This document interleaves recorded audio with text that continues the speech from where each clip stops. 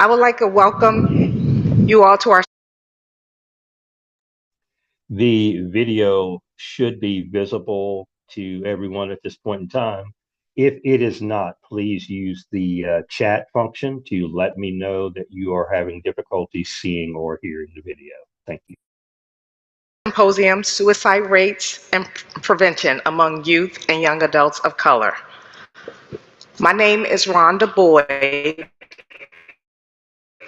I'm a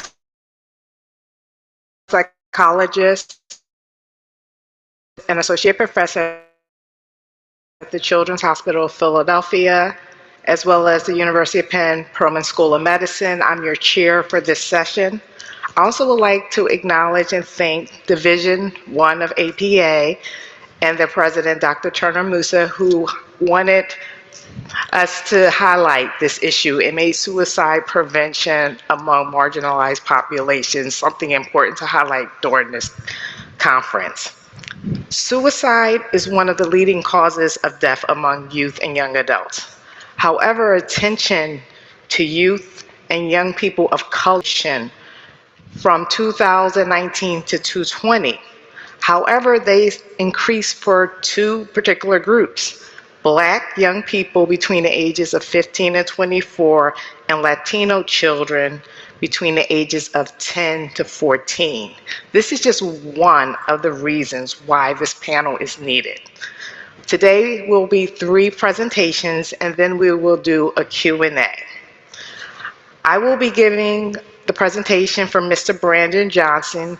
He was unable to be here. He is from the SAMHSA. He's a public health advisor, and he has been instrumental in doing work focusing on Black youth and suicide.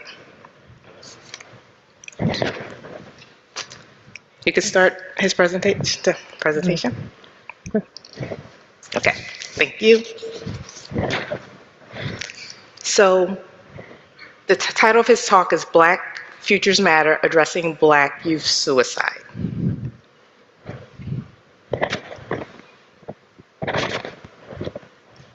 So these are 2 recent articles that became very popular in the press and got a lot of attention about Black youth suicide. The first article was by Bridge and colleagues, and they showed that for Black youth under 13 years of age, they were twice as likely to die by suicide than their white peers. Then there was an article by Lindsay and colleagues. They utilized the Youth Risk Behavior Survey. In their findings, they looked at teens who are nationally representative across the United States, and they showed that Black youth were more likely to have suicide attempts. And this was an increasing rate, where all other race and ethnicities were decreasing. And so there was a lot of attention to these articles, and showed that there was a need to focus on Black youth suicide. This is an update of the Lindsay article in which the CDC looked at suicide attempts among the populations up until 2019. And they actually, as you can see from the dotted line in the middle, Black youth suicide attempts is going up. And you see from the 2017 where Lindsay article ended, that the rate is still increasing for Black youth suicide attempts. The Health and Human Services did a report to Congress on African American youth suicide. And Mr. Brandon Johnson was pivotal in developing that report. This report is published online if you want to see it. The reason they developed this report is that Congress issued a statement from a committee stating that they were highly concerned about Black youth suicide. And particularly, there was an increased rates over time, and then they noted the article about the younger Black youth having twice the suicide rates. And so this became a major issue in which this report was needed from the federal government to address. This was also piggybacking on another report that came right before in 2019. The Congressional Black Caucus had a task force on Black youth suicide and mental health. And this was done by Representative Bonnie Coleman Watson was one of the main people who led this report. I was a work group member field to address Black youth suicide and mental health. This report had a list of recommendations for research, practice, as well as policy. And so the report that came out from HHS actually was a response to this also. So I'm going to present some of the information from this report. So first, I want to give some background. The National Violent Death Reporting System defines suicide death as resulting from the use of force against oneself. And this is evidence that this is intentional death. And so this is how they define it. This system actually links information about who, when, where, and how. One of the other factors about this is it has some insight into why this may occur. And so they gather data from death certificates, the coroner, police officers, and gather all this information so that we can look at what is happening when someone's death is ruled a suicide. This presents some of the data from this report. They looked at Black youth in general from the years of 2014 to 2017, comparison with white youth. And if you can look at, there are certain trends that are different for Black youth than white youth. And so we can't make the assumption of a one-size-fits-all approach to this. One of the things that is of note is that Black youth had lower rates of leaving a suicide note. And that would indicate that that makes it harder to tell why. Also, Black youth had lower rates of being identified as having a mental health problem, which may indicate that it came out the blue. They also looked at Black girls, and they showed a lot of trends. They looked at different age groups. As we talked about, there's this younger age group, 10 to 14, which already been identified as a group that could be at higher risk, and then older teens, between 15 and 17. And there were some trends that they noticed with the older Black girls. They were more likely to have been in treatment, have a previous history of suicide attempts. And so they look different than the younger Black girls. When you looked at the Black boys, there was a different pattern. This with the same age group. So for the younger boys, they were more likely to have interpersonal issues, things in school, family issues that came up preceding their deaths. However, for the older teenage Black boys, substance abuse was more frequently endorsed than with the younger youth. And so the patterns look different based on sex, but also based on age group.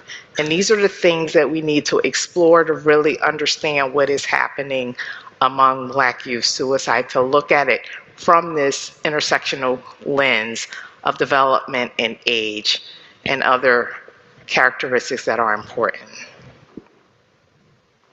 One of the things that they noticed is there were factors that were more frequent for Black youth.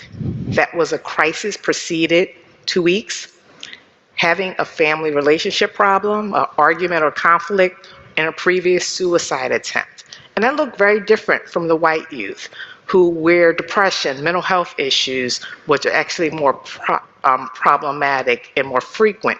So we cannot take this one approach attempt because it looks different.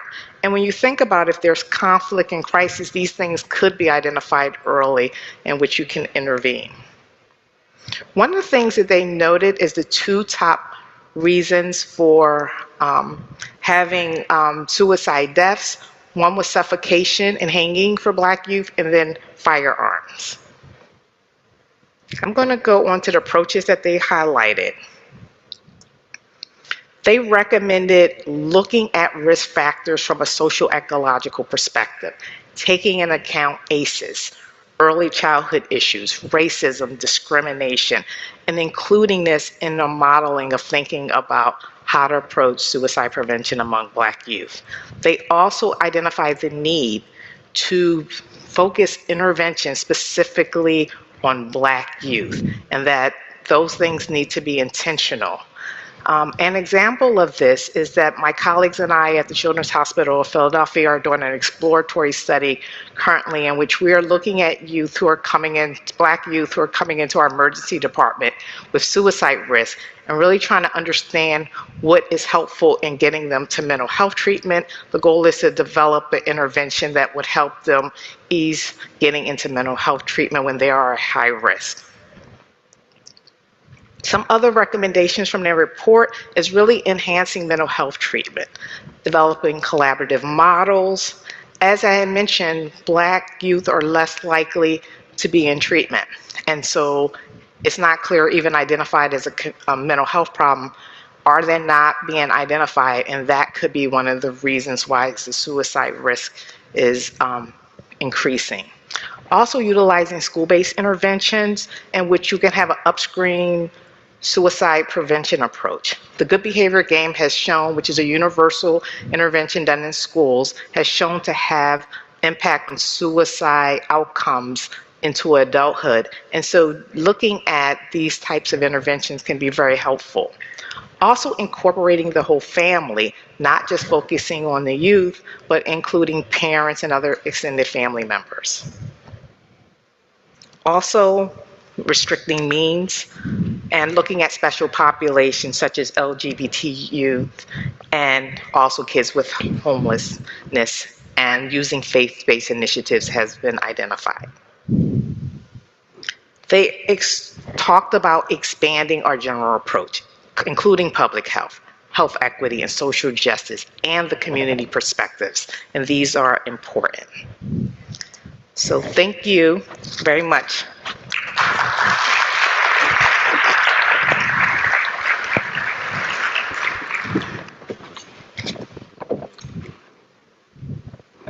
Thank you. I'll be joining with a discussion of suicide risk and prevention among Latinx youth. My name is Kiara Alvarez, and I'm currently an assistant professor at Johns Hopkins Bloomberg School of Public Health. I have no conflicts of interest to disclose, but I want to acknowledge and thank the funders that have supported this work. So following up, I think you'll see over the course of our presentations, there's some different similar patterns and some differences, that come up for these groups, but we're striving to give a broad overview of quite a lot of research. And so when the question comes up, why focus on suicidal thoughts and behavior specifically among Latinx youth? One of the reasons is really that historically, and meaning over decades, beginning with case reports in the 1960s, Latina adolescents, meaning girls, have been identified as a group with elevated rates of suicide attempt, both compared to white and adolescent girls and also to Latino boys. It's a complex history. There's definitely some wonderful reviews on the topic, but I think as you saw actually in what Dr. Boyd presented in the graphs, we also see some differences starting about 2017 in the Youth Risk Behavior Survey data, where rates of attempts have started to go down.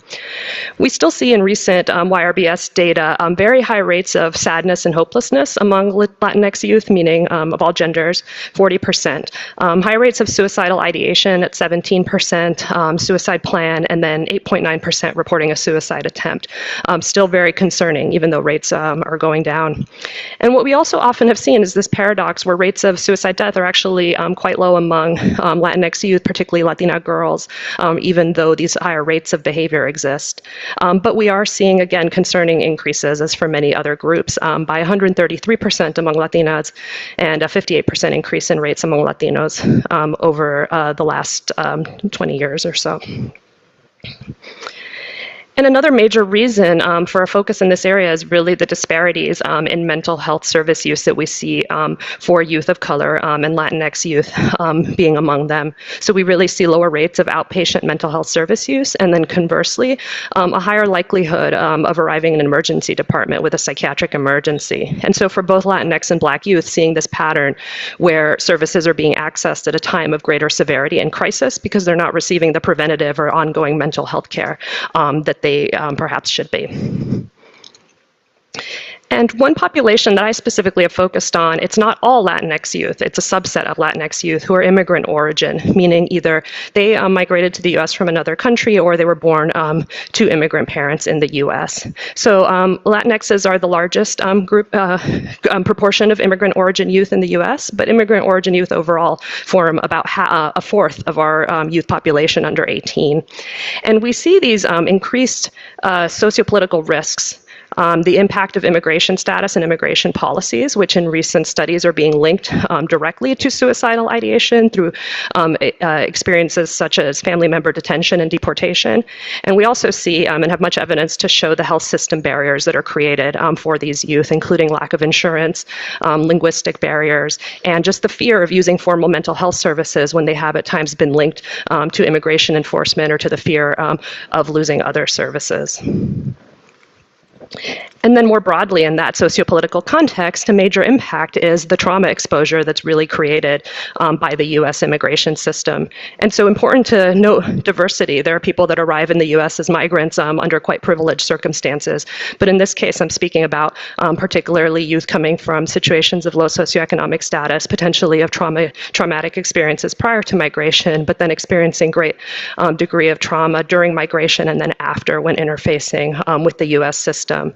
We see a restrictive, punitive, and unpredictable U.S. immigration policy environment for decades, and we see this, being reflected then in the larger context in hate speech and crimes, racism and discrimination, which families then link certainly to day-to-day stress and mental health.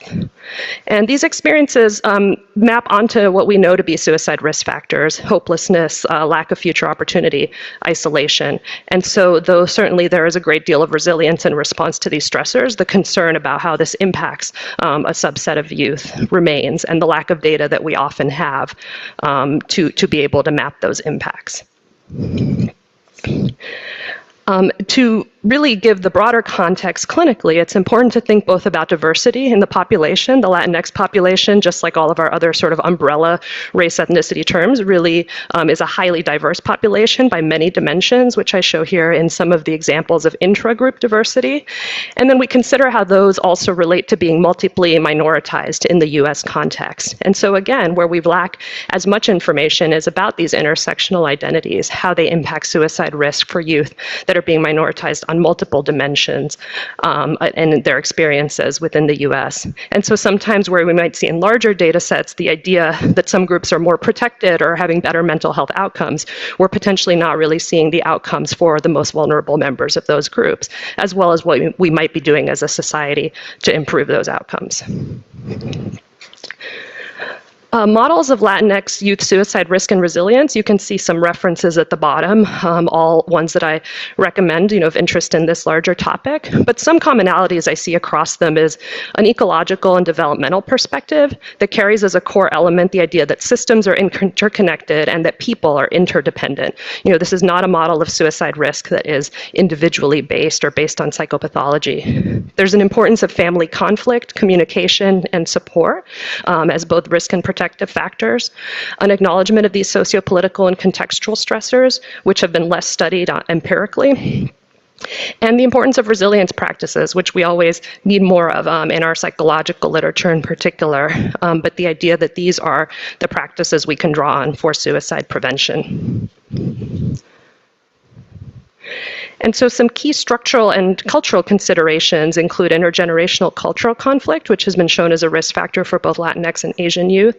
But conversely, the idea that family connectedness and communication are protective, reflecting again some of the points made by Dr. Boyd about the importance of family.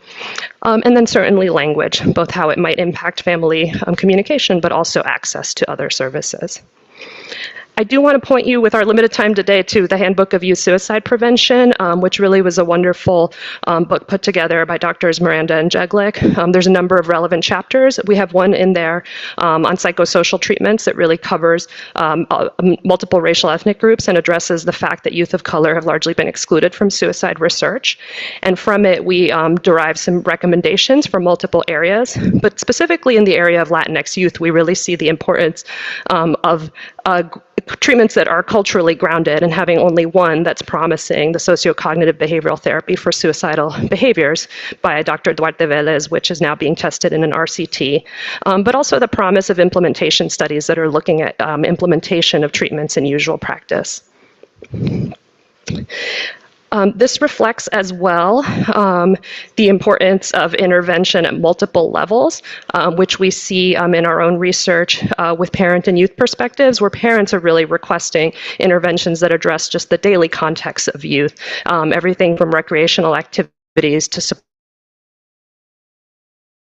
to families, to really addressing the school climate and the political climate that they're experiencing. What I would say is that, from the multi-level suicide prevention, we know this to be important, clinical, targeted, and universal interventions, but the challenge we often see, certainly, for youth is that they're experiencing this across multiple settings, and so they might be going from schools to specialty mental health to community organizations, and we run into this question of how to integrate across systems and how to address those gaps that youth then experience when crossing over between these multiple settings.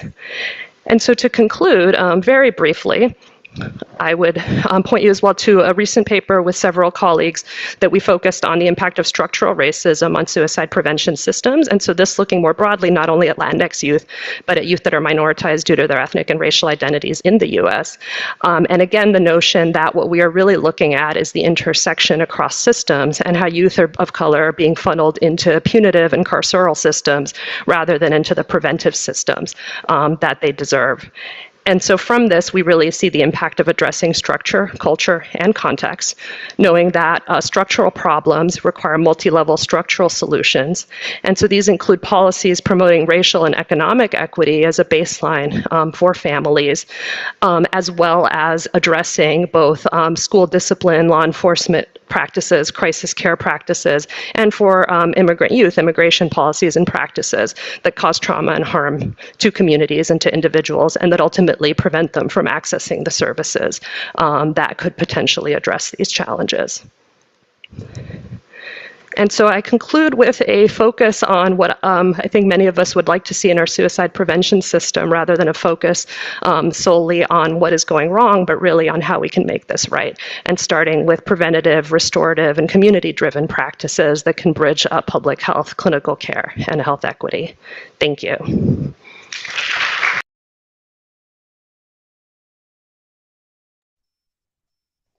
Okay, I'm going to stop it right there. After those presentations regarding African American youth and Hispanic youth. And just kind of I'm going to throw a number out there that I found in my research that I found pretty astounding. And I haven't yet found anything from any other governmental source or respected research source or anything like that to debunk these numbers that came from the Human Rights Commission. And this is a study that came out in 2024. I'm pretty sure this data was collected probably over a 2 or 3 year period, maybe starting in 2021, that somewhere between 14% and 24%, the 24% being basically 1 out of 4, which is pretty darn high. The 14% being reflective of the 14% of the overall US population that African Americans fall into. But that 14 to 24% of African American high school students represent themselves as being LBGTQ plus. And when I read that, I went, whoa, that you got to be kidding me. My thought would have been in the 2 to 5% range, with half of them faking it. But if this study is out of the University of Connecticut, reputable school, if it's anywhere close to being true, and then you heap racism, economic uncertainty, isolation, whether that's due to spending all their time staring at a screen, or in some cases because suicide and self-harm are higher in southern states and Midwestern states and highest in the state of Alaska, simply because there are many more small towns, there are fewer people to interact with, on and on and on, and things like that. And definitely in the South, there's probably a higher degree of direct racism, whereas there's indirect racism in the North and West. So if you throw the LGBTQ plus thing in there, these are some very serious problems for parents, many of whom are very untrained in being able to deal with an issue like that, of how to even talk to their children. The African American, general African American reluctance to go into counseling, and especially to go into any deep kind of counseling like seeing a psychiatrist or something. Great reluctance, definitely amongst African American men, and to a certain extent amongst African American women. A lot of times marriage counseling is about as far as we go, and drug and alcohol counseling only if the job makes people go.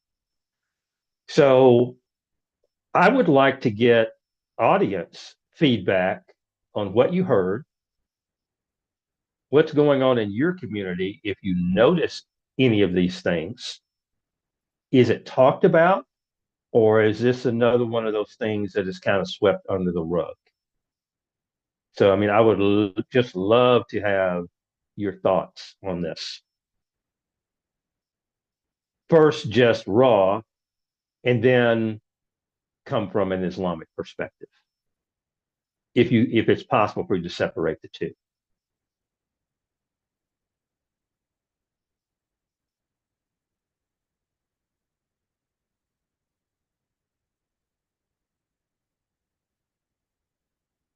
Am I alone in being concerned about this? Assalamu alaikum. Wa alaikum salam, Brother DeLacy. Yeah, I was listening to your presentation and your comments. I noticed the first study ended in 17, I think, 214 to 217, and this latest one you're saying was 221 to 224. That's the one that I read. Yeah, it wasn't a part of their presentation, but it's one that I read ancillary to their presentation. Yeah, I've seen some concerns on that issue as well, and I've heard parents having some concern, as well as some family members being concerned with that particular issue, LGBTQ plus. That they added plus to that series of numbers. Mm-hmm. Yes, and but I wasn't aware of the 14%. That's a pretty high. That's the low end, Imam DeLacy. 14% is the low end. 24% is the high end. That's really remarkable, and it is, and it explains a lot. It explains a lot in terms of suicides as Yes. well as uh, it's really a moral tragedy. It's a moral tragedy, Okay. more neglect and moral tragedy that Let's think about this. Because I love where you're going with this. Let's think about this mhm, from both a moral standpoint and the moral responsibility standpoint, mhm, right? So if we in our community, if we ran across someone that we had access to who had a drug or alcohol problem or a gambling problem or so on and so forth, mhm, my question is, would our reaction to that individual and our willingness to interact with that individual to assist them be different or the same as if you're dealing with a transgender individual? Do you yeah. feel a discomfort in attempting to interact with the transgender individual to give them the same assistance you give the drug addict? Yeah. Personally, it wouldn't be an issue for me personally. I I guess where I was really going with the comment more on how what can be done to I would say address this and deal with it. Because I've heard conversations where people have insinuated they could go that direction, young people especially. Mm-hmm. Right. Um, and I don't think they have looked at the gravity of what they're doing, and then among the people there's this uh, I would say party attitude, uh,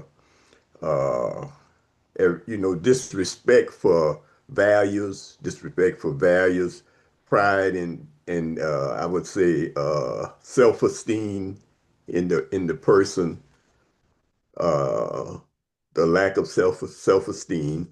Those are some of the things. And then I would also say that the society hasn't addressed it in a holistic way to uh, to put the language. And I'm a firm believer in correct language having the ability to help guide or direct a situation. So I don't think we have enough empathy, sympathy, intelligent thought about the process. And I was with my grandson. I was in before the election, before the national election here last year, uh, in New Orleans, and he was concerned. He's 33, 34, but there was a big concern I would say, in the males themselves, young males, that a lot of young men are being feminized. And the girls, I've seen more of the girls. I've heard more stories and seen more examples of the girls being uh, happy to be in relationship with other girls, intimate relationships. So Mm-hmm. I would say uh, I would say that it is a big concern. For me, it's a big concern.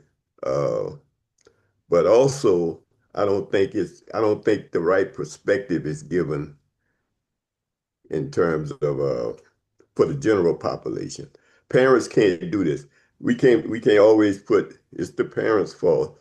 No, but the parents can do certain things. For instance, sleepovers. We didn't allow that for our young girls and young men. They had to be home at night. They couldn't be participating in sleepovers and things like that. So, just common sense things. When you got a crisis situation, you gotta really make a strong stand. Parents have to make that kind of stand. In most cases, parents are not there. They're not available to do it. I'll leave it there. But Okay.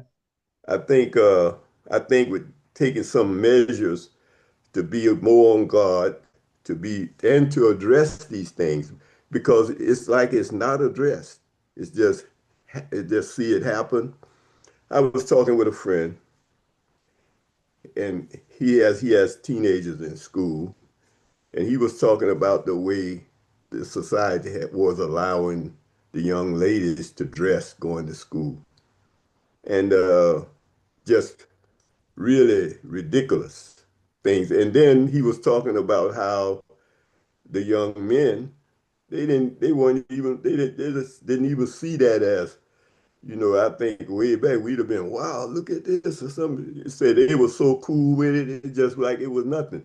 And I heard one of ours, I would say lecturers talk about the dumbing down of I would say the interest in young men from seeing so much nudity to be attracted to a wife when they were married, that it almost has rendered them impotent because there's so much nudity.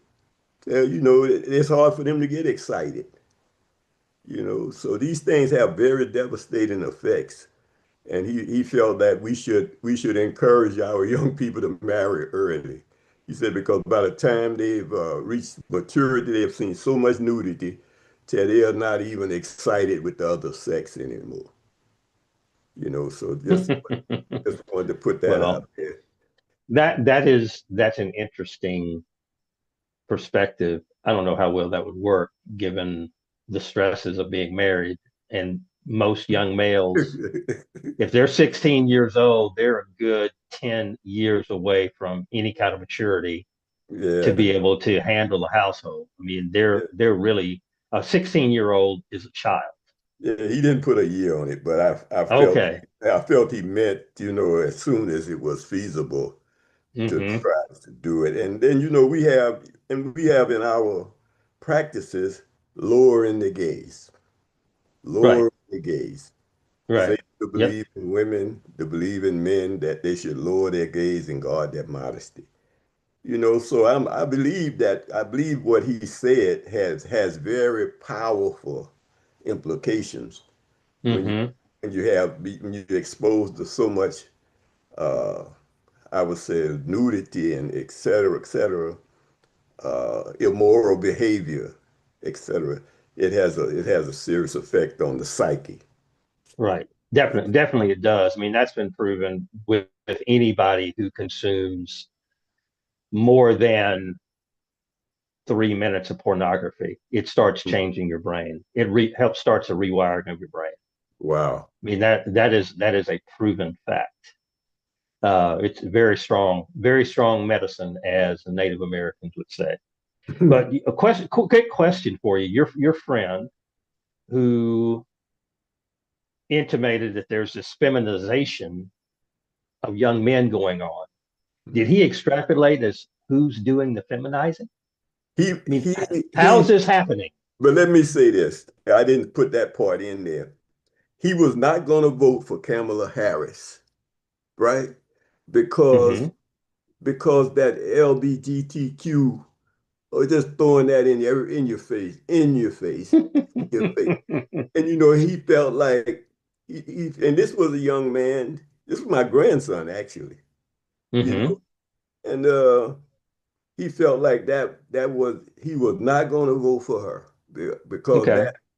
that part of the ticket. He didn't say he was going to vote for the other side, but she was off the table because of the Democratic Party pushing this LGBTQ thing as a priority, right? And Hmm.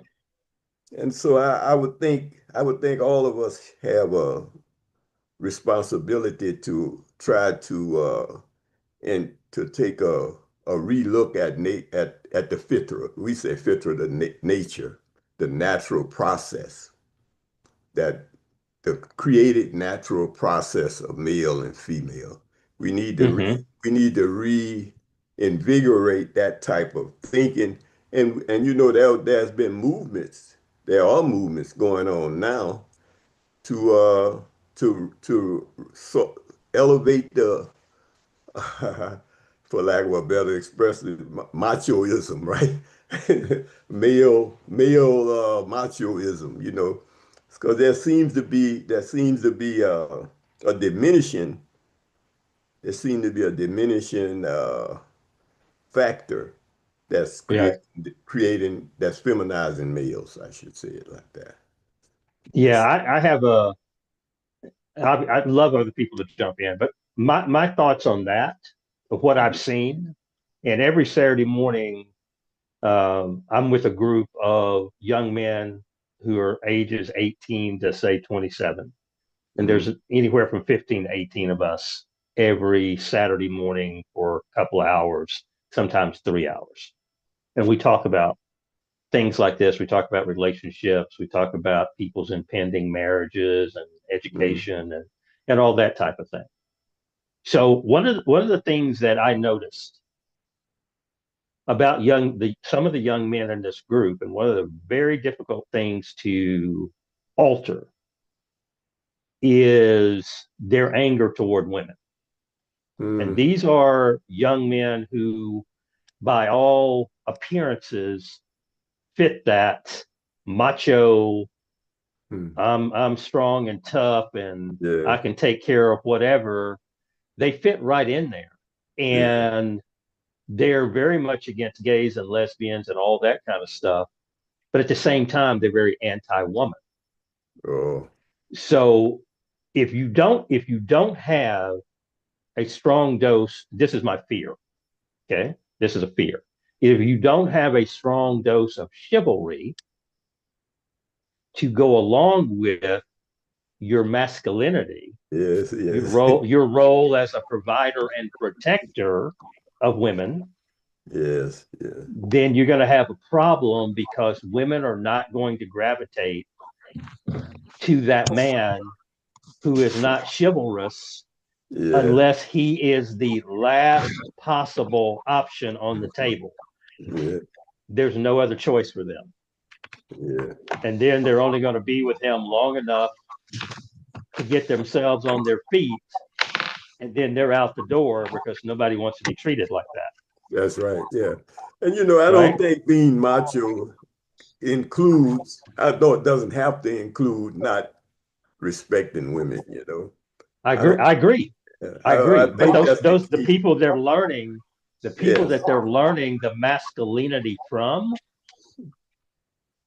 are people in large part who don't respect women. And that's the problem. That's the That's problem. the problem. Yeah. Yes. Because it's Michael, not a natural you're thing. next. Yeah, it is not. It is a natural thing to, number one, have affection for and respect for and reverence for your mother who's Yes. taking care of you, And right? sisters and And sisters. your sisters and your Yeah. aunties. Yeah. I mean, and your grandmother. Yes. Yes. Uh, these are the people that take care of you when you're a child and make you laugh and make sure you get a popsicle and some cookies, all of these things, right? Yes, sir. Yes, sir. Yeah. So where that break comes in, and then the other side of that coin is that you have this 5 or 6 year old young boy who exhibits all of the traits that you would want to have in a developing male. Mm, And then when they're 11 years old, they're walking up the street switching. wow. What happened? What has happened? They go to school the same as all the other children. They're at your house at night, sitting at the dinner table, eating the same food your other children are eating. You have them in the softball league or baseball league or going to the Y to learn how to do this or that, swim, all of these things. What is happening? Michael, you got any answers for us? I have the answers of those that are a little bit more equipped than I am. I'm a good listener to those people that do have answers. There's been a situation with men not being in the home single parent mothers. And we used to have mothers that understood that they were not equipped to bring a boy into manhood. There were women that understood that. That's not the case anymore. We had women that would look for moral, decent, and productive men in the family or outside of the family. Get the kid signed up with sports or something of that nature, where he could be in the man environment or the man growing environment, so to speak. We used to have rites of passage. That's way gone. Some are talking about bringing it back, but it's clear that we have noticed over the last 20 years a feminization of America.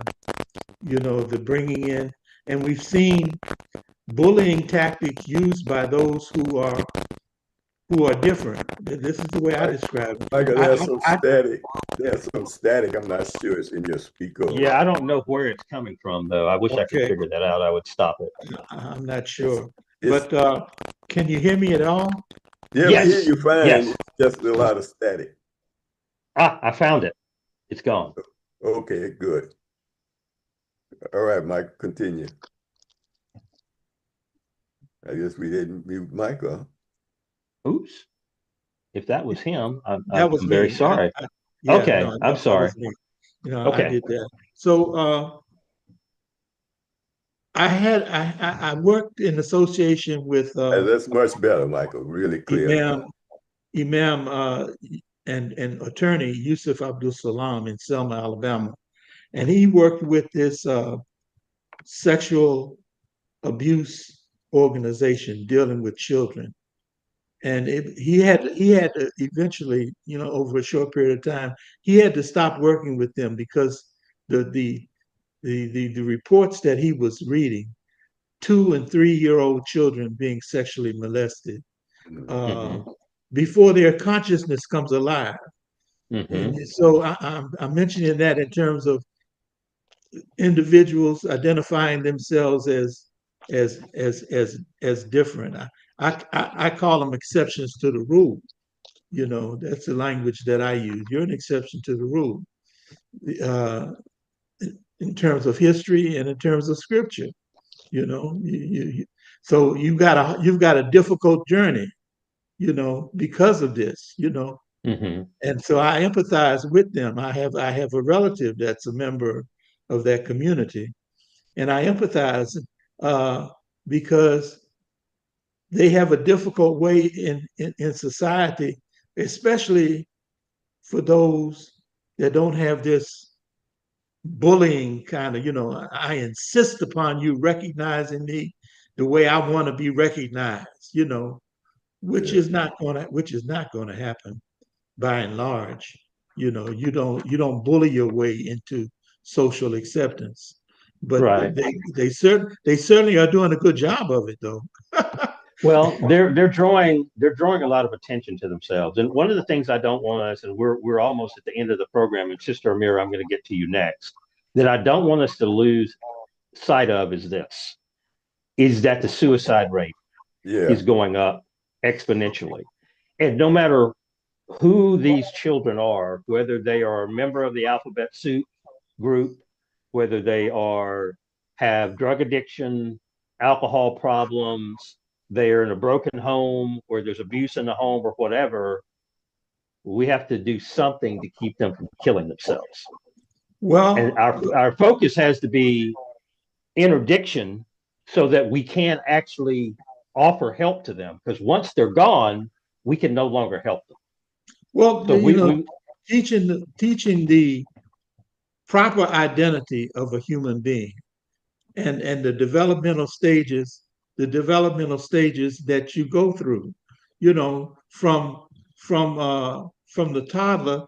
There's a lot. What I'm saying is there's a logic, and many of these young people are willing to listen to logical, unjudgmental conversation.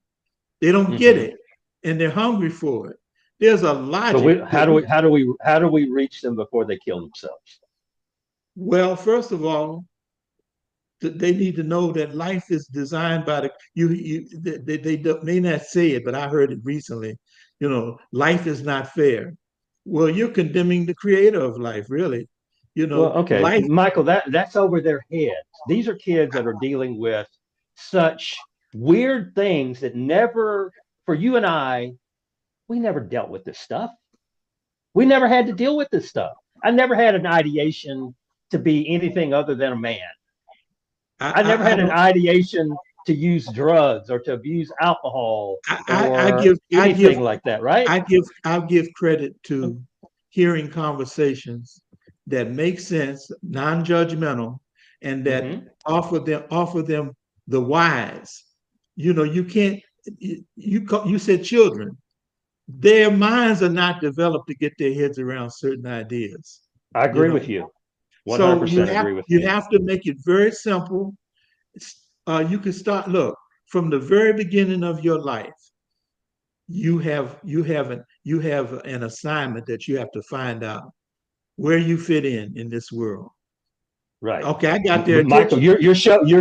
your show's about to start. I want Sister Amira Shaheed to have the last word and lead into Not Just Talk with Michael Hameen. That sounds like Sister Amira, go ahead. Okay, I want to go back to Brother DeLacy when he was speaking in terms of the group of men that he meet with on a regular basis, and he said that I don't know if I'm phrasing it right. They don't seem to have an interest in women or don't care about women. Have you ever had a conversation with them as to what's at the root of that kind of thinking? Something. Yeah, that was me. That was me, Sister Amira. I meet with these young men every Saturday morning. Okay. So you were talking about angry ones. I was talking about the ones. I was talking about being feminized and sensitized to not even pay attention to women. Yeah, so we got to get to the foundation of that. We got to create a conversation has to be created for that. Okay, brother, tell me your name, brother. Brother Edward Willis and Sister Mira. Just to be very quick, I'll tell you because I have two sons. One's 24, the other one's 38. And the way that they view women and interactions with women, their desire to be married, their desire to have children, is a direct result, partially from me. I'll give myself about 15% credit, but I'll give the mother 85% credit of being incredibly respectable woman to the world, to presenting herself the right way, and also endowing her sons with respect, not just for women, but for everyone. And that you deliberately have to go out of your way to be kind and to be respectful and to have respect for self and have a kind of a positive self-representation, right? And to really drill that in to them.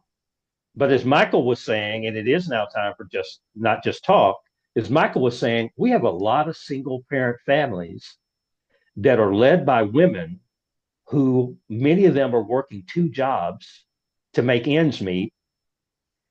And they're not men who, as my ex would say, if you do something, I'm going to get your dad on the phone. And that's happened many times. And after a conversation, there's no more problem because there is a respect there for the male in that triumvirate, right?